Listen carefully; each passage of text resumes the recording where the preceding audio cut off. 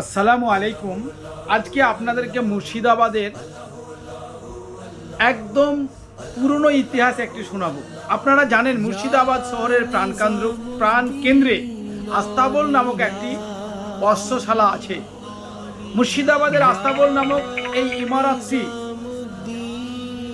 নবাব মুর্শিদ কুলি খান দ্বারা 1703 সালে তৈরি করা হয়েছিল, যা পরে আস্তাবল মোড় নামে পরিচিত হয় এবং এখন সেখানে একটি সবজি বাজারও বসে। এই ঐতিহাসিক জায়গাটি এখন অনেকটাই জীর্ণ অবস্থায় রয়েছে।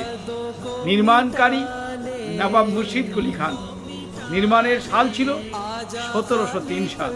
বর্তমান অবস্থা এটা এখন একটি জীর্ণ ভবন, যেখানে সবজি বাজার এবং কিছু মাফিয়া মানুষদের গোডাউন রূপে ব্যবহার করা হয়। বন্ধু, ছিল রাজপ্রাসাদ, হয়ে গেছে গোডাউন।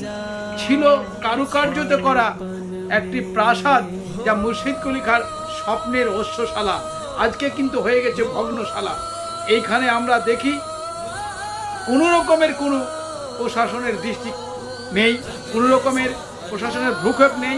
সামনেই মুর্শিদাবাদ পৌরসভা থাকলেও আস্তাবলের মাঠটাকে তারা অতিরঞ্জিতভাবে সুসজ্জিত করলেও এটা কিন্তু কিছু মাফিয়াদের হাতে এই আস্তাবলটা আজ বর্তমানে চলে গেছে। তাই গোডাউনে রূপান্তরিত করে মানুষ ব্যবহার করছে। এক সময় তার কি নাম দাম ছিল। এক সময় আপনারা প্রত্যেকেই জানেন যে এই আস্তাবল ছিল নবাব মুর্শিদ কুলি খান অশ্বশালা। তিনি একটা স্বপ্নের জায়গা তৈরি করেছিলেন। একদিকে দেখবেন হাজারদুয়ারির দক্ষিণ দরজায় ঘণ্টা ঘর, যেখানে ঘণ্টাটা আজও ঝুলছে, ঝুলন্তমান অবস্থায় আছে, এবং অন্যদিকে আমরা সত্যি একটা অপূর্ব সুন্দর প্রাসাদ এই অশ্বশালা আস্তাবল।